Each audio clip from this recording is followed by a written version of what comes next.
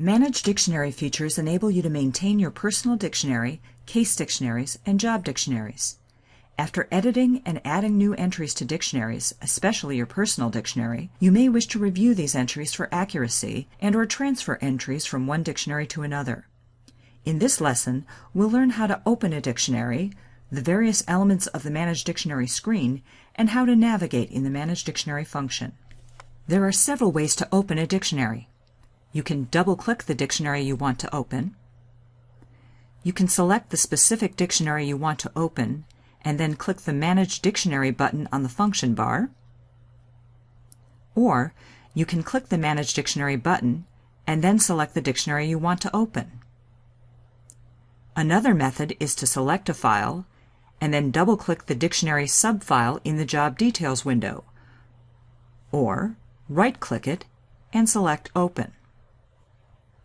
If you prefer menus, you can click File, Open, Dictionary, and then select the type of dictionary you want to open, and then select the specific dictionary. There are also shortcuts to several dictionaries on this toolbar. Let's go ahead and open up the Personal Dictionary.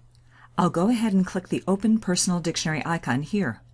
In the next few lessons, we'll learn how to review the entries that were most recently added to this dictionary, check them for accuracy, and learn how to make changes when needed.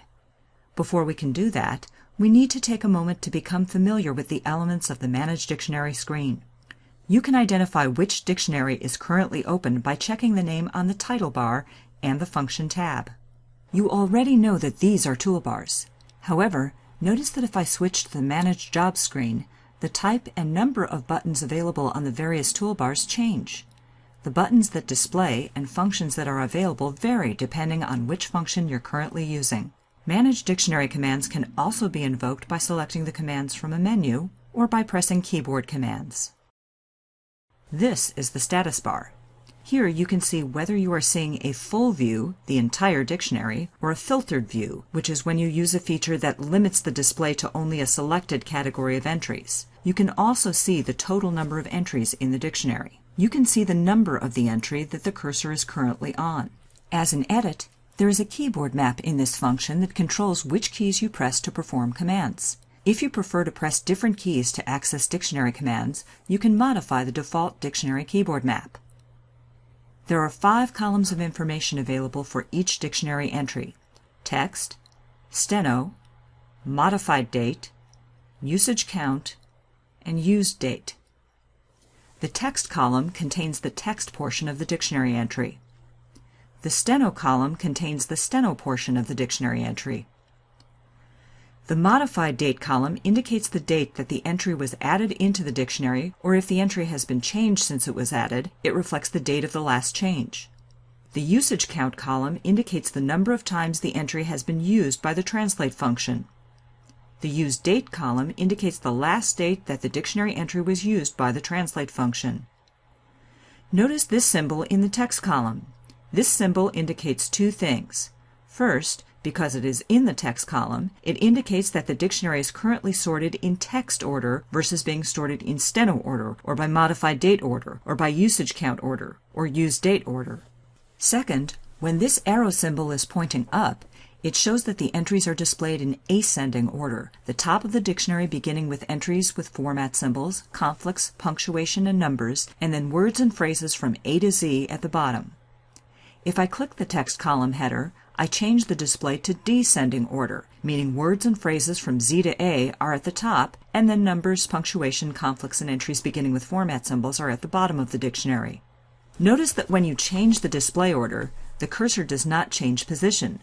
The cursor remains on the same entry. If you'd like to change the position of the cursor, you can use the same commands as you would use to move the cursor position in Edit. For example, let's say I want to go to the first entry of this new sort order.